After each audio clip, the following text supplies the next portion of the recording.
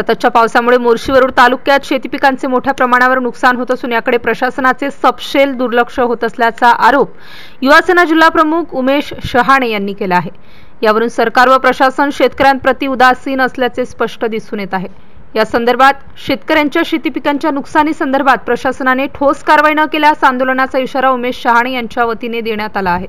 संत्रा गळतीमुळे परिसरातील संत्रा उत्पादक शेतकरी हवालदिल झाला आहे। तसेच बांगलादेशमध्ये उद्भवलेली भयंकर परिस्थिती पाहता संत्र्याला भाव मिळेल की नाही हा प्रश्न शेतकऱ्यांना सतावत आहे। त्यामुळे संत्रा उत्पादक शेतकरी मोठ्या प्रमाणावर अडचणीत आला असून परिसरातील शेतकरी आर्थिक मदतीसाठी सरकारकडे मदतीच्या आशेने बघत आहेत। त्यासाठी शासनाने शेतकऱ्यांच्या मागण्यांसंदर्भात सकारात्मक उपाययोजना करण्याची गरज निर्माण झाली आहे। प्रशासनाने मोर्शी शिवारातील संत्रा गळतीचे पंचनामे केले नाही तर युवासेना आपल्या पद्धतीने आंदोलन करेल असा इशारा यावेळी युवासेना जिल्हा प्रमुख उमेश शहाणे यांनी दिला आहे। MCN न्यूज मराठी करिता सचिन डवके, मोर्शी। आज आम्ही मोर्शी विधानसभेच्या हिवरखेड गावात आहोत आणि आज आपण बघू शकता की सततच्या पावसामुळे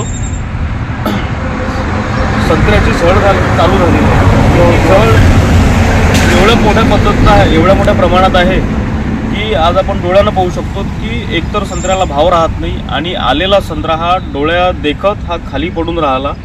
आज हे सगळे संत्र जर पाहिले तर या संत्र्याचा दुसरा कोणताही उपयोग आता होणार नाही। हा सगळा संत्रा आता मातीमोल झालेला आहे। सध्याच्या परिस्थितीत बांगलादेशमध्ये जो काही प्रकार सुरू आहे त्या प्रकारामुळे यावर्षीच्या संत्र्याला भाव मिळणार नाही हे तेवढंच सत्य आहे।